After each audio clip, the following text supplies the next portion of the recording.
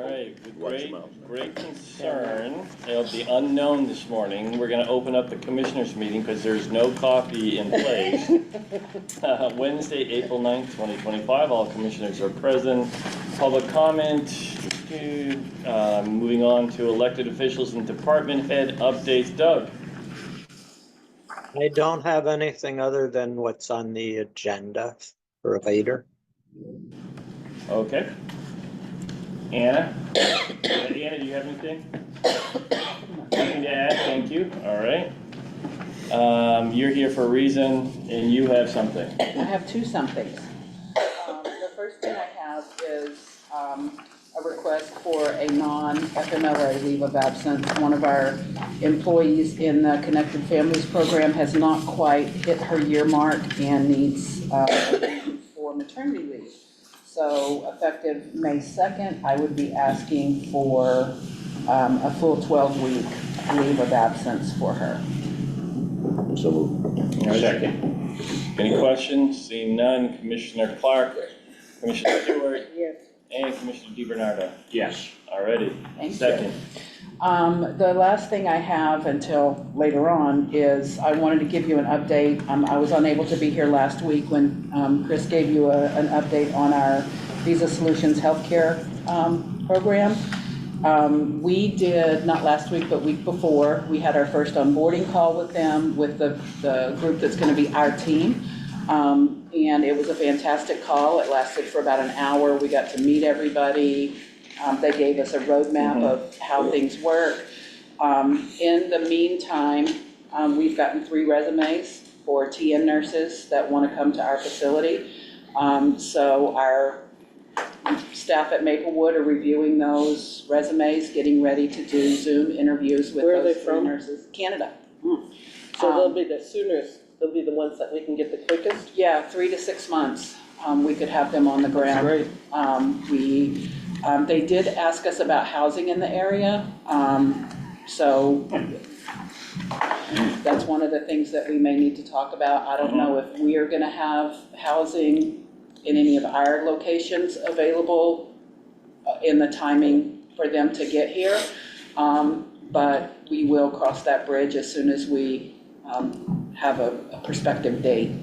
But it seems like it's going well so far.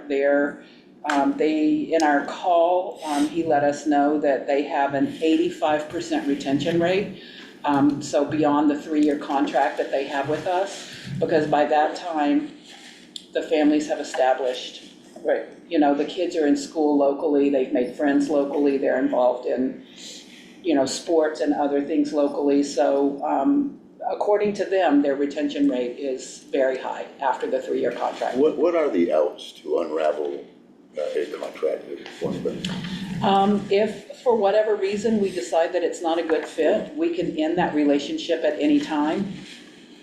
That's what was in the contract. That's what he said here too. Yeah, so No bars? no bars, no. And then they would just replace that one with another. It doesn't impact our ability to have more nurses come in. And my understanding, the upfront cost would be absorbed for that person that was leaving. It wouldn't be like a new person coming in and. Yes, the So- 6,000 and 8,000, yes. It just rolls to the next person. Mhm. That's my understanding, yes. We haven't obviously seen it happen yet, but, and because we're paying weekly, well, we're paying monthly, but the weekly, once we end that contract, those charges don't exist anymore because they're no longer with us until another nurse comes in. So And there's, it what, seems three resumes? 3 resumes as of right now. Good. And these are people that have expressed interest specifically in our area, because as soon as Matt knew that we were going to be signing the contract, he put our facility out there to their network. And these people specifically expressed interest in our geographic area. So I'm hopeful. We're going to have monthly calls, so I'll be able to report out to you on a fairly regular basis where we are in the process. Cool. Yeah, I mean, it'd be great if it was, this became something that's a reality and we just started seeing that this was an avenue for us to be able to move forward with. I mean, we all know that there's multiple levels that we have to look at with this, right? We need to figure out if we can see our future. We're doing that with It helping was just a some, vision before, now I can see it. Now Yeah, it's right. Yeah. yeah, so it's pretty exciting. We've been talking about this and to actually have had the phone call Yeah. and see the resumes, it's like, wow, is this really, you know, What's the target number we're shooting for? Initially 5. initially 5 and then 45. we see how that goes. We talked about doing 5 at a time. Yeah. So, but they'll be Onboarding. staggered, the onboarding will be staggered because of the way their visas come through. And we can only onboard so many people at a time. So we could probably do 2 at a time. But he does understand that we would need to stagger the orientation process. So how many are we trying to get? I mean, our staffing numbers for RNs we're short how many? Are we trying to reach Well, that through I mean, this? if The we, overall vision though was to open the upstairs. yeah, to reopen You know, all the third floor. Right, and I'm but asking, step by what's the step. number for that, to make that In happen? order to hit our full 150, I think we would probably need 20 nurses. Not certain. I would say no less than 20. Yeah, so this, at 5 at a time, is that 5 over what period of time are you looking at? Depending on when they get here, if they're saying 3 to 6 months, I would say 5 twice a year. So it would take us a couple Really? of years. Right, so But- that's, and I so, think that's reasonable. It's also, I think it might be pushing a little. We don't know yet, so that's the biggest issue. so I'm looking, my only question is how soon can we offload the cost of traveling nurses? Mhm. You know, by rolling people in, you know, because if it's gonna take 20 nurses over how many years? Well, right now, what we're doing is making sure that they understand these nurses initially are coming in on 3 to 11 and Yeah. 11 to 7, because that's where The our need is- agency nurses are. Yeah. So, I think we'll be able to gradually just not renew contracts. That'd be great. Right? That'd be the seamless way to do it. Yeah, that'd be great. The third floor, you need two nurses per shift, correct? Yes. So that's 6 nurses. 3 shifts. Which is doable. Am I wrong? No, you're right. All right, so 6 nurses, It's gonna be more than that because it's 7 days a week. right. They have to have time off. What? Really? Like, wait a minute. So you're I would looking say at like 3.5, yeah, Probably 3.5. 8 to 9, but that's not that, and we don't know, like, we may find out the onboarding, and we're being cautious right now because Yeah. it's new, Right, but we may all of a sudden find, this is not as intense as we thought. These people are doing great work, and let's bump it up a little bit. that'd be great. Because once we get the staffed on the 3rd floor so that we can have that coming in, you gotta remember, LNAs need to match up with that too. Yeah, we gotta have the. So that's a little bit problematic too. And if that's the case and we only can do half the floor, well, then we can start reducing Yeah. the travelers because we're not opening up more than what we can handle. So it's gonna be a balancing act of unknowns, but it could be that it turns around quicker, but it's just gonna be a wait and see. And I think Doug has said that They he want one. would like to have 1 down there at the DOC. Oh, I thought you meant a bed. The other thing that we need, Not yet, no. that we need to keep in mind is for every nurse that we bring in, it's $14,000 upfront cost Right. in the first 90 days. Yep. So we have to balance that with everything else as well. Right. So how much does a travel nurse cost in that same period of time? Yeah. I mean, Well, that right now- may just balance So out. the difference is, these are all RNs, and right now, all of our agency nurses are LPNs. Mhm. So I think we're paying 70. Well, you're paying anywhere between, I can look up the- LPNs, No, it's just, I'm just, because But it's it's a also great o- opportunity and it's to also save money. overtime.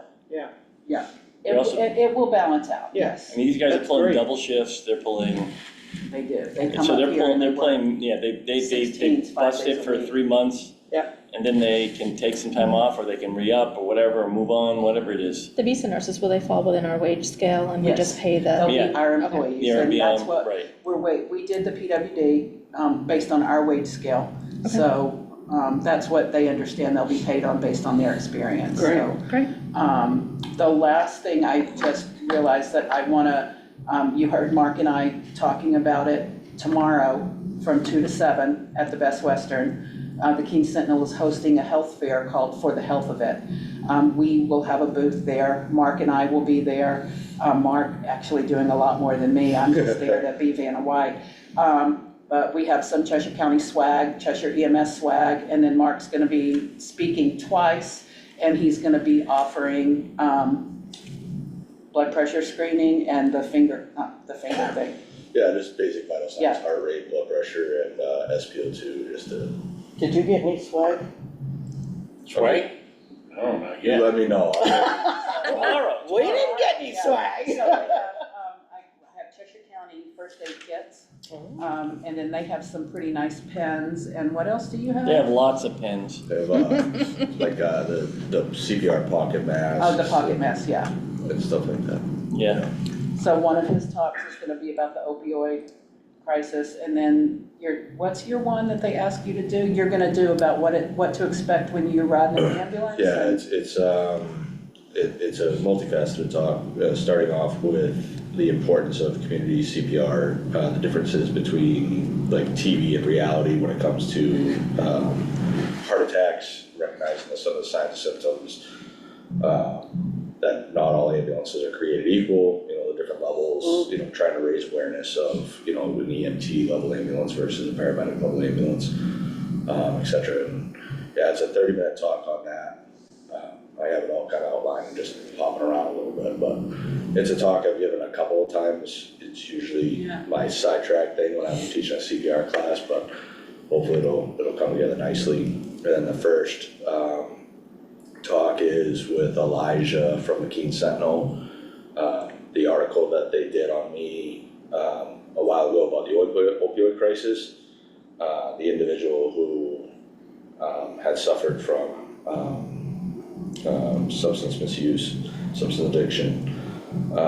He will be on the panel as well, and the goal is to, I just got the agenda yesterday, but to kind of talk about some of the stereotypes and perceptions from an EMS standpoint and from a patient standpoint, and how what's working, what's not, and just have that kind of open discussion. So I don't have all the information on that.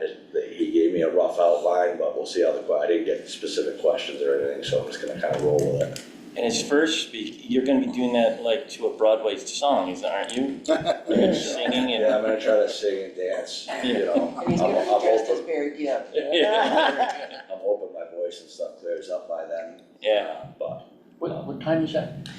The health fair itself is from 2 to 7, but Mark's talks are at 4 and 5. from 4 to 4:30 and then 5 to 5:30.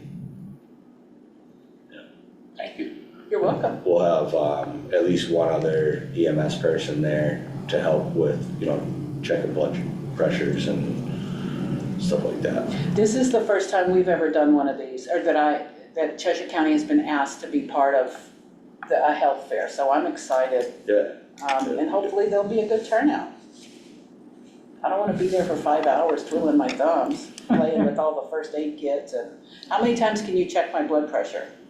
Well, we have a thing called turbo cuff, where it'll just hit it and then it'll take as many as it can in 5 minutes. Yeah. Yeah, so, until you tell me to stop, basically. So, when we first started talking about it, I said, oh, we can, what did I say, we could show people how to start IVs on your arm. And he thought I meant he said, no, we can use your arm. I meant the fake arm that we have. That's great. So, and then the conversation was, well, we should do like blood sugar screenings, but Yeah, there's a they had whole, asked for that. We don't want blood. I don't like poking holes in people for no reason. The infectious, if somebody happened to get an infection from us just randomly checking a blood sugar or something that we frowned upon, so So it'll be interesting nixed that if you idea. stop by. Yeah, don't poke holes in people. Yeah. And so no prostate examinations or anything like that? No. Well, that's already an existing hole. That's an existing hole.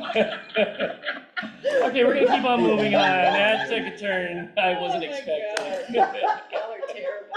Let the record reflect, we need coffee at all these. Yeah, Davis ran out of here, so. All right, we're gonna keep on moving on. We're gonna go to master agenda item number 1255, signing of the MS-46 form. Misty's here. Action to have the commissioners sign the MS-46 budget and review revenue document, which is a normal thing that you guys do every year. Yes, so this is a DRA requirement. It's them receiving your commissioner's proposed budget. It's the first step as we finalize the 2025 budget. And Davis is working on the MS-42 with the delegation.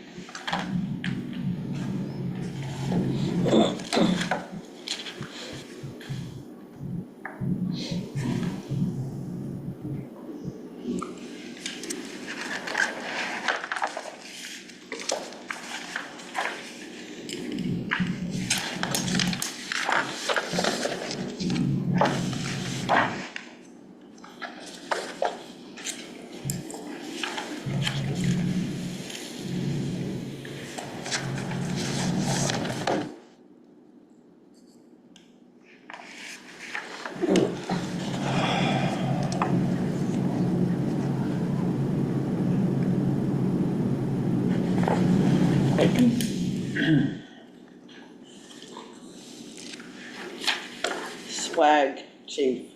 I got you. Where's the bag? You're very ill prepared today. I'll take one of those Hey, CPR just- mess. He's got a cold. I forgot swag, but Davis didn't get coffee.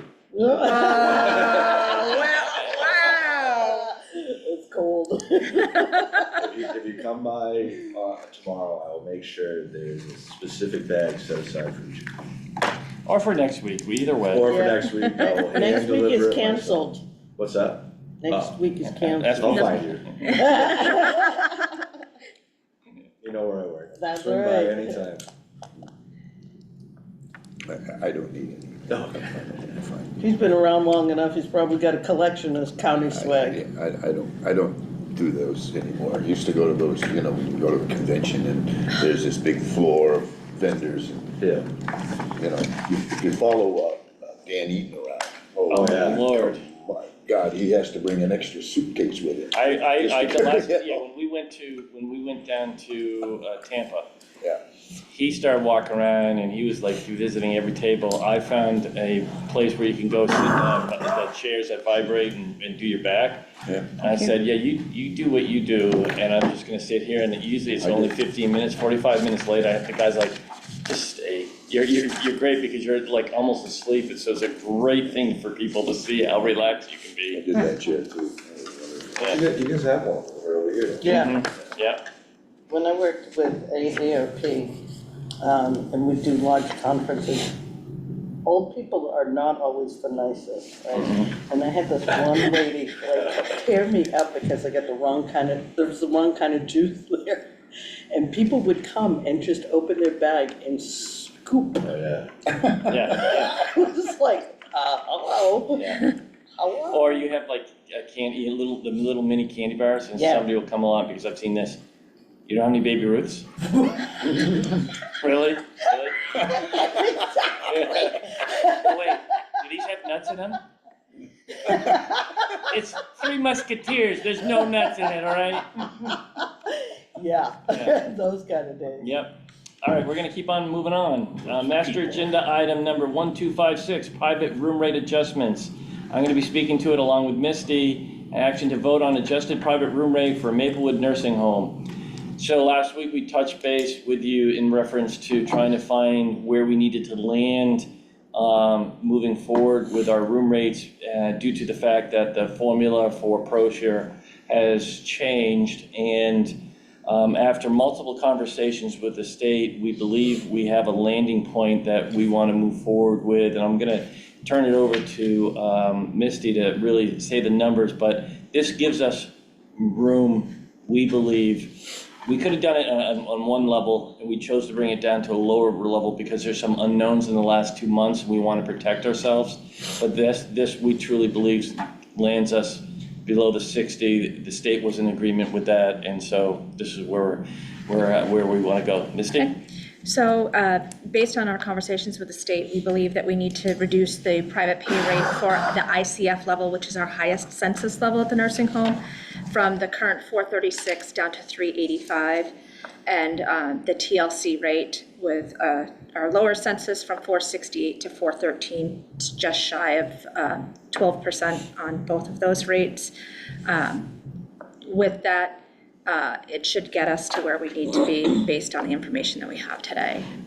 Unfortunately, they're looking backwards at numbers that we can't adjust backwards. So this puts us in the best position Around to,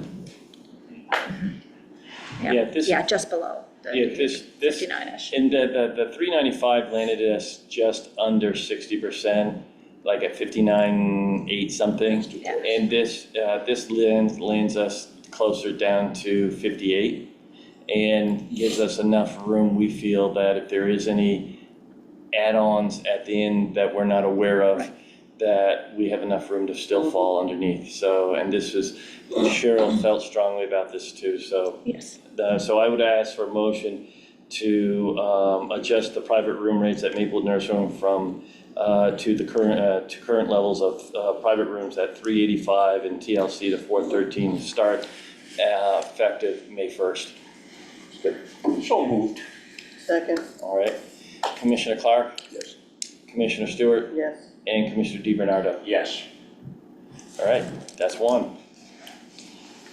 Next would be a master agenda item number 1257, transfer of funds for Department of Corrections. ICANN and Doug is online to talk to this, but it's a vote to transfer funds from the Commissioner's equipment purchase line of 4130970 to the Department of Corrections equipment line, purchase line of 4230970 of $2,500. As you remember, we put aside monies to put a TV in the back of Delegation Hall. So when somebody was speaking, if somebody raised their hand, they could see the screen. What we didn't understand at the time is that for us to lock that in so that's in connection with the whole system, it's a lot more expensive than that. And so the monies that are there, and so I just said, well, then at this point, unless I find some way to fund that, I'm not going to move forward with that, and we're just gonna have to keep looking, or I'm gonna have to have my laptop on just saying, this person's, and so that money's been sitting there. I talked to Cheryl about it, and the issue, and Doug can talk to this much more in greater detail, is that if you go into their training room where we've had meetings, where we had the budget meeting, their system is just not available any longer. It's clearly end of the life past that, if it's even there. So Doug and Davis and others have been looking at a solution to that.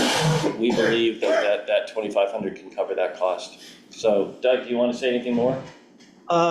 No, just the old style projector system, which had ceiling mounted projectors. One projector died probably around September, and another one a month later. It was after the budget had been submitted.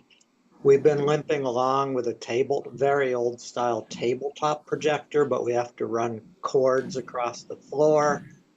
And it's really not something that I think we want to wait till next budget year, especially where we fairly often allow community groups to come in and use the training room. It's not very professional looking, and it's a safety hazard. And so we are confident we can arrange something. You're downtown in Court Street today, right? Yes. Yeah, it's pretty much duplicating what's in the room there. or under $2,500. But we would be putting up 2 TV flat screens because of the width of the training room, the size of the training room. Yeah. And actually, the sheriff came to me and spoke in favor of this because he's having speakers come in, and he does this on a regular basis anyways up there, but he's got some speakers coming in because of the opiate funding that he received. So he's got some community police that are coming in to go through those sessions up there. So, and like Doug said, you've got Leadership Monadnock that's meets up there, and others. So it's just good to have the most current system in place to meet the need. So I just would need a motion of what I stated earlier. I move, so moved. Okay. Second. Okay. Any questions? Seeing none, Commissioner Clark, Yes. Commissioner Stewart, Yes. and Commissioner DiBernardo. Yes. All right. Thank you very much. All right. I'm gonna keep on moving on. Can I, Chris, Yes, sir. I don't know if this needs a vote, but if you don't mind, checking on this now. It's about another capital item that's been approved for this year, that being the hot water tank replacement at 146,000 was the original quote estimate, and that's what we have in the budget. That got approved. Les just learned the cost went up by about between $3,000 or $4,000. Can we just move ahead? And do you need a vote about the additional funds either now or once I have an exact figure? That's my question. Well, I think we would just have to look at, within your budget framework, is there ways that we can make that fit in? That's the only thing. So just learning of it, if it doesn't need to be signed off today, then let's talk about it. And actually, if it was the right price, then you would just be reporting out. And we can still report it out next week if we can find the monies within that and just move it cleanly, you know what I'm saying? So it's just one of those things we need to figure out. We can. I don't have $3,000 or $4,000. We can go over a line item, but I can tell you that if you're asking, do I have that much in an operations line? I do right now in April 25, but by the end of the year, it'll push that line over. Yeah, no, but see, the thing, and maybe just sitting here, I can think of ways to pay for that. And so if, and let me just run it by Misty, again, you know me, I found the 2,500 here, contingency is what we would do.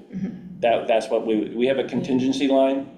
Didn't he And say 23,000? no, he said 3,000 to 4,000. Oh, that's what I said. Originally, I was like, Whoa. wait a minute. Yeah, The no, you tariffs said are really 3,000 to kicking in. 4,000, right? I forgot the exact figure that he got last week, but roughly $3,500 more than when we got the quote last summer pre-budget. 3,500. Yeah, the commissioners thought you said 23,000.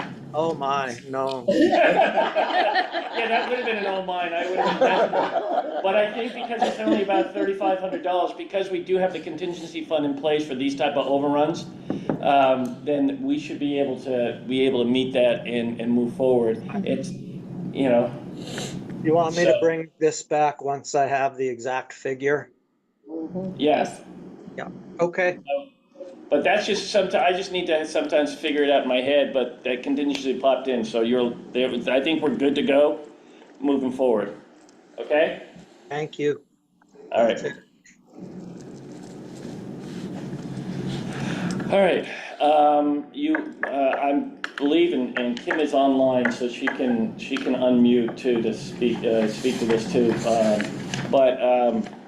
You know, you were made aware a while ago, but you also just received a email from Kim in reference to The superintendent, Doug, has, and this is really the first chance we've had to talk about it in public and acknowledge it. And with excitement and sadness at the same time, Doug has for me, Doug has put in for his retirement effective, last day of August. And so we're excited for his next steps and also appreciate his leadership over the last so many years that he's been in that role. Because I actually think that he really has created an atmosphere up there of really being able to move the corrections facility forward in a lot of different ways. I've not had any issues with the unions during this time. The growth, the leaderships, those underneath him. Really, he's a hard advocate for the people on the floor to ensure that they're getting the fair wages that they deserve. So he's been a strong voice up there and put us in a good position for whoever comes in next to really continue on with the tradition. But I wanted to, so first and foremost, Doug, thank you very much. But I wanted to have Kim just outline what she sent to you guys the other day and what she's seeing, how we want to move forward. I think there was about 7 documents, if I remember exactly, that she sent to you with the attachment. And it's, we've talked about this, the second I found out, I sat with Kim and we just started working on this, but it's really Kim's lead to take this and where we need to go. So Kim? Yes, so I sent out an email with our meeting. The initial meeting of the panel will be Thursday, the 24th at 2 p.m. here where you are in Commissioner's Conference Room. It will be Chris, myself, Cheryl, the 3 of you. Our local law enforcement representative will be Ryan Conover, who is the Director of Probation and Parole. Superintendent from another county will be Sean Coughlin from Sullivan County. And then CCDOC team members will be Becca Van Kirk, who is the clinical manager, and Dan Massey, who is a dues-paying union member on the floor and who happened to be on the search committee when we selected Doug, and he requested to be able to be part of this process again. And then Patrick Heenahan will also be on the panel. Kim? Yep. I don't know if it matters, but one correction, Dan Massey is no longer a dues-paying member. He's in a non-eligible position because he was promoted about 4 months ago to an assistant supervisor position on second shift. Okay. So I don't know if it was important for y'all to have it for certain a union representative on the committee, but I just wanted to point that out. Okay, thank you. The documents that I sent out included this timeline. It included the information that we used last time, which were the interview questions, the candidate scoring matrix, sample press release, and a sample ad that we ran in all of the papers. So that's it. And yes, Chris just texted me. Mike Thompson is also going to be on the panel, and he is currently kind of second in command at the jail. He's the director of operations. And we will have to talk about, if Massey can stay on or not, or if we just added another person. And I don't really care either way, but we should have somebody from the union on there. I agree. All right. So that's where we're at. Any questions? Okay, then we'll keep you informed as the process goes on, and I know that the first meeting is, I believe, not next week, but the following week. Yes, the 24th. And that's hybrid, right? I'm gonna set it up as Zoom, correct. Yeah, okay. I'll be away, so. Actually, Davis is going to set it up. All right, I thank you. just send out the invites. All right, I'm gonna keep on moving. Congratulations, Doug, by the way.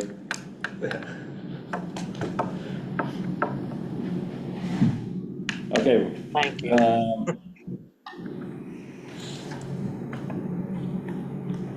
So, next on the list, after our conversation in reference to the farm last week, I reached out to UNH Cooperative Extension, Carl, here, and said, you know, let's have a conversation. And let's talk about where the farm was to where the farm is today to where it could be in the future. And also what it means forestry-wise, what it means agriculturally, what it means if conservation, economics of it all. And so he's reached out to some other people at the UNH campus where the UNH Cooperative Extension is actually kept. And he's putting together a group that's going to walk us through, which I think is actually a healthy process to take a look at all perspectives of where the farm is today to how we move forward, and go from there. So that's what we'll be doing. It'll be on his timeline when he can start bringing people together. Probably won't be until early mid-May that he can do that, but they have a lot of people that this is what they do. And so I just thought it was good. I mean, I said to him, should we be looking at doing more forestry in there sooner than what we've done, which is usually about every 5 years. We take a look at having somebody come in and take a certain section of the woods, and usually they go up ahead of time and say, this is the area that should be forested. And, let's take a look at all of it and not have any set agenda, but educate ourselves. And so that's what we're going to be doing. Is there any pine trees that will be affected by the latest disease, like Keen's cutting down? The ones on Maple Ave? Yeah. Yeah. Is there any up there that would be worth looking into to cut it this time? I can ask Carl that. I just wouldn't know. Yeah, so, It's likely, yeah, it's likely, yeah. but we do have a forestry cutting program, right? Yeah. That we do it every, Understanding that, but I mean, because of the disease, I wonder if there's any changes as to get it out where you can still use it. Yeah, well, you can go walk it, right? Yeah, all right. And let us know. Yeah, we'll take the cheap. It's only 500 and something. Just have emergency. Instinct. I live right near there. so that's where we're at. But as I've said before, one of the things that we are going to be looking at is housing for nurses close by to the nursing home, especially now with the bridge in question. We'll wait to hear. We probably won't know until early May if we've made it through the round of Senator Shaheen's funding, which then goes to appropriations, then of course, as a whole, it has to be voted through. So it's got a long ways to know if we're gonna get the 5 million we've asked for the bridge. But at the same time, if I could, we have an opportunity. There is a great little cafe restaurant in Westmoreland called Thistle or something. Barn and Thistle. Barn and Thistle. Barn. Barn and Thistle. I should know that's my sister-in-law's. Yes, I was a little surprised there. I know, I just had a blank, that's it. But she has a 3-bedroom apartment above the restaurant. They have one apartment down below, which is right in Westmoreland, a mile from the nursing home. We also have the farmhouse that we could utilize.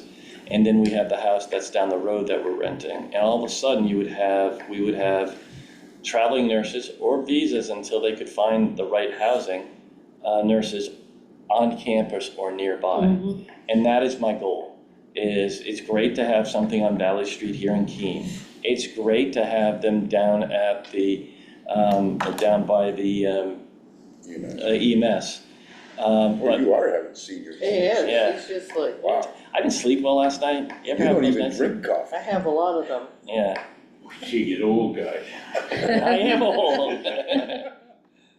But yeah, it's just, we're just trying to take a look at everything. And that is our goal, is to really take a look at getting them closer to the campus so that if storms hit or whatever it may be, and these people are especially the travelers that I know, they go in, they work the doubles, they go home, they sleep.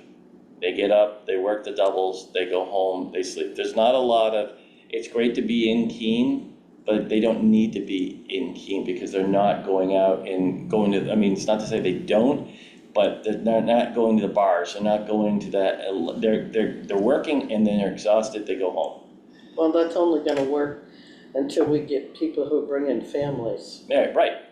No, and that's what I'm saying is, with a visa, you know, if this person's single coming down here, that's one thing. Mm-hmm. But if they've got families and coming down here, that's a whole different Right. ball wax. That's gonna be, that's the next hurdle. In the visa solution side of it, that's the next hurdle of, can we find housing? Now, with that being said, you know, could we work with the Woodward Home here on Court Street in Keene for those people that are bringing families and see if we could, because they've talked to us before about putting people up there that have apartments in that building. And could it be that they could, you know, we could put a door between two of the apartments and then all of a sudden they have the ability to have other bedrooms or something like that. We'll have to cross that bridge when we get to it, and this may be the biggest problem we have, is the lack of housing, or the cost of housing, one or the other. So, just wanted to, just be aware where my thinking is on some of that too. Well, it'll be helpful that they're staggered arrival. Yeah, We're not having to find housing for 5 families all at once. It may Right. be one and a single, right, which would give us a little breathing room. yeah, yeah, and maybe we work with, somebody in the community that has some level of housing that might be willing to do something like this because it's the right thing to do. I mean, there have been more people that have contacted, The swamp bats do yeah, well, yeah, but there have been more people that have contacted us to say, I have this apartment, I hear you guys have traveling nurses, we'd love that, because it's good, it's secure money, and it's also people that are just, they're not going to be having in theory, they're not gonna be having wild parties, at their place. They're just gonna go in, and the biggest things they may do is they may leave a window ajar in the middle of winter so that the furnace is on and goes through the oil a little bit faster than normal. That's been an issue we've had in the past, but we correct those things. So that's it. So just wanted to make you aware. I don't know if you saw the editorial this week.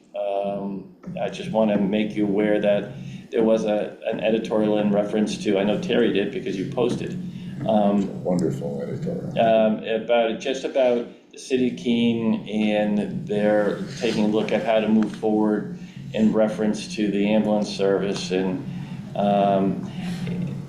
the only thing I would say to that I was disappointed in is that I didn't feel like they truly understand the Sentinel truly understands the full picture of what we do, how we do it,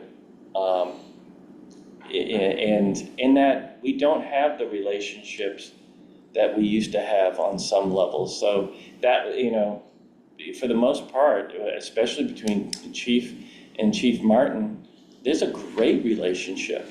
We're next week we're sponsoring along with the city of Keene, and I credit Kim and I credit Andy Bohannon with the city of Keene of really, and Primex really putting this all together. I mean, we have over 100 individuals coming that training next week.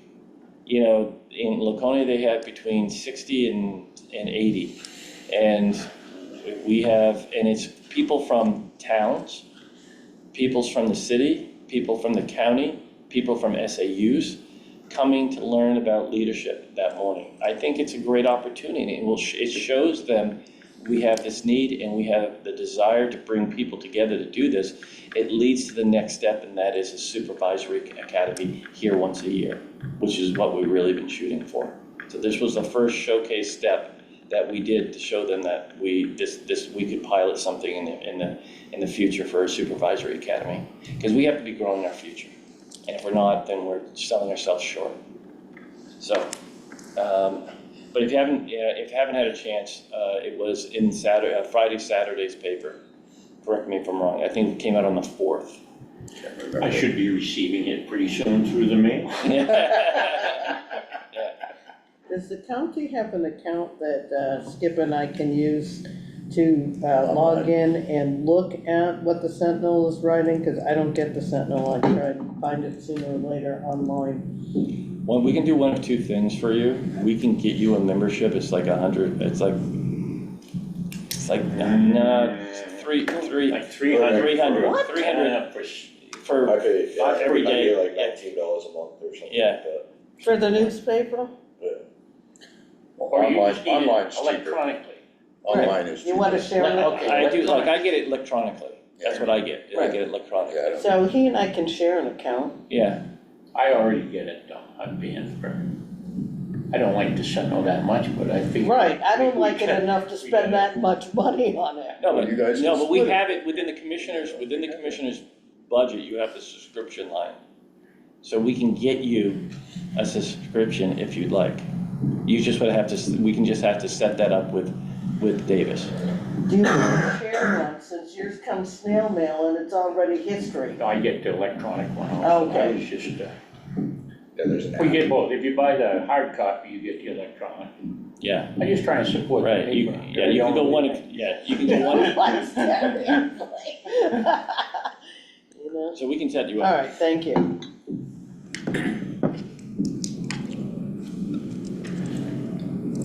Yeah, and just a reminder, that we do not have a meeting next Wednesday because of the training that we'll be having at the showroom in Keene. You get there at 8 o'clock, you get a little light breakfast, 8:30, the training, Swag. and coffee. And coffee. And We need then, coffee. and then we have 3 sessions of trainings, 2 by Primex, 1 by the Richards Group. And then you have a box lunch to go or a box lunch to eat. So you'll be out of there by 12:30 at the latest. Unless you sit around and just talk, so. All right, good.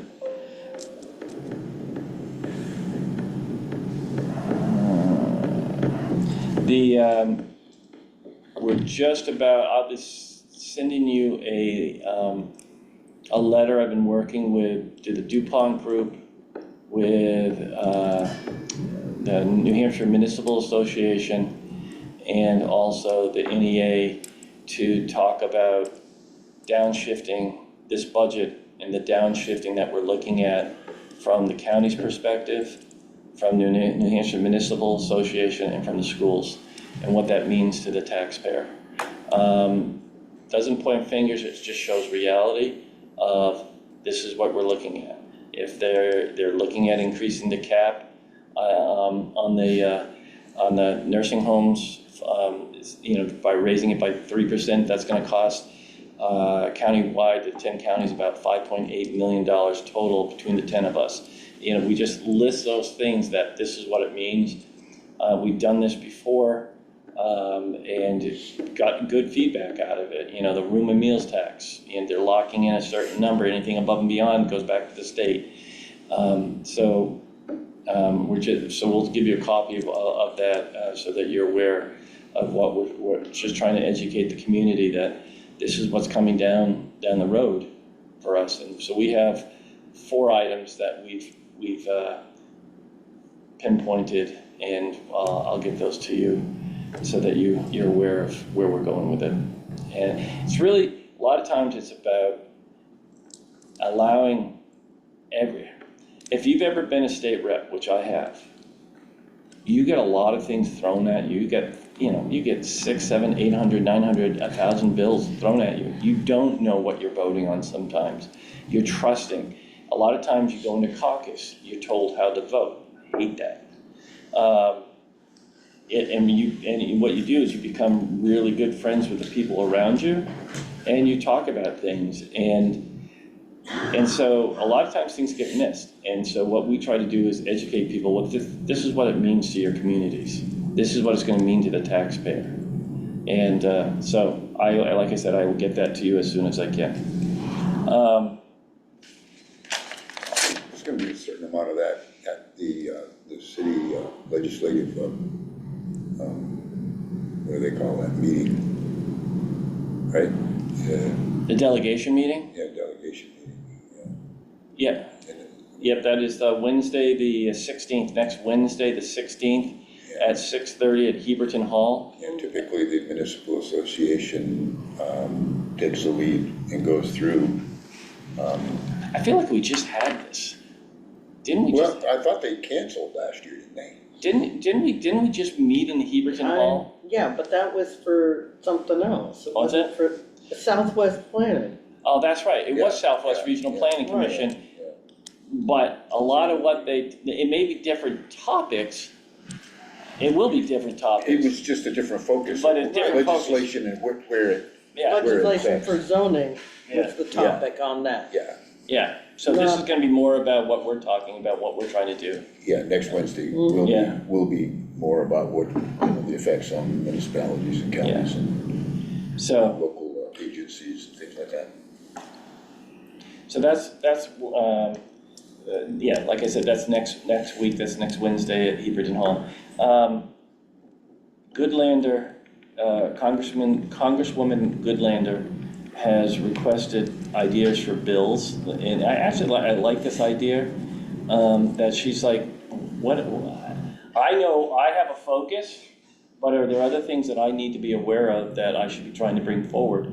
So we are sending her the resolution and the background on the 911 infrastructure that we were able to get passed through NACO when we went down there, so that she pretty much has everything set up for her to be able to move forward with that bill.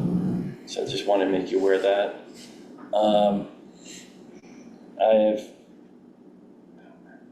I have reached out to Chase Hagman, who is the director at BEA,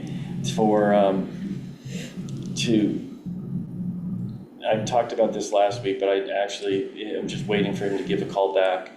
I am asking that they look at us now with the funding for the last mile broadband monies that the state received, and that they've been trying to figure out a plan for the last 2.5 years before the money is clawed back, because they haven't done anything with it.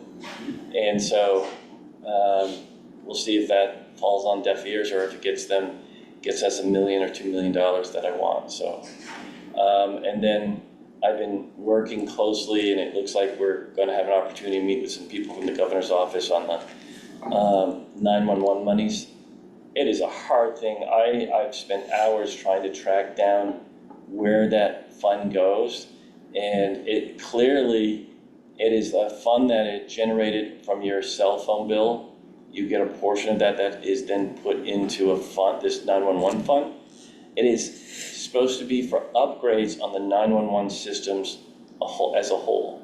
It is clear to me it is a state police fund, or at least utilized by the state police more than anything else, which I don't have a problem with, as long as they know that when we are asking for money for the exact purpose of what that money is supposed to be doing, that we're able to get in line and get some of that money too. Otherwise, then it's just, in my mind, being not misused, but Not properly shared. Yeah, thank you. So that's where we're at with that. Wouldn't a lot of that money go to the 911 facility that they're building? Aren't they building a new one? Yeah, Laconia. Yeah. Yeah. Very much so. Well, they're building a system up there, And then the Lakes region is part of that too. So the Lakes region is getting, this is how crazy it is. When I met with Buxton, Homeland Security Director, he talked about the Lakes region was upset when we got 1.2 million from the governor's ARPA funds for Southwest Fire Mutual Aid, because they didn't get anything. They're getting a whole building. They're part of the building. Everything's going to be new in there. And they didn't get anything. It's like, makes no sense to us. I'm going to fight for us down here, but I'm also fighting for Capital Region too. So that's where we're at with that. And I think that's all I have at this point. I'm going to move on to, is there any old business? Any new business? Can I have a vote to accept the weekly manifest and minutes of April 2nd, 2025? So moved. Second, okay. Any changes to it? Seeing none. Commissioner Clark? Yes. Commissioner Stewart? Yes, And Commissioner DiBernardo? Yes. Okay, as I said before, calendar-wise, nothing, no meeting next week, but following week we'll be back here, moving forward. And there is a non-public to discuss a contract. It is RSA 91A3, consideration of acquisition, sale, or lease of a personal problem would like to benefit parties whose interests are adverse to those in the general community. It's in the ballpark, so that's where we're gonna go. So, a motion to go into non-public, So moved. all right. Commissioner Clark, Yes. Commissioner Stewart, yes. and Commissioner DiBernardo. Yes. All right, can you do me a favor? Can you hit over there, stop recording? And lock out, Kim, I don't think we need you for anything else. Anna would go away too.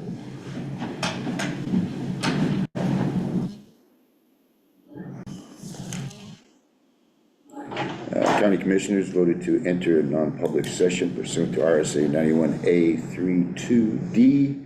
Discussion was had, no votes were taken. All right. Any other issues to come before us today? Seeing none, then I will see you at the showroom next week at 8 o'clock for our training that's going to be going on, and no meeting next week. So Move thank you. adjourned. We are adjourned. Commissioner Clark? Yes. Commissioner Stewart? Yes. And Commissioner DiBernardo? Yes. All right. Thank you. I'm gonna go over and meet with Patrick Hinahan today. Oh, good. What'd I do? You started the recording again. Yeah, well, I just remembered to put on the right one this time.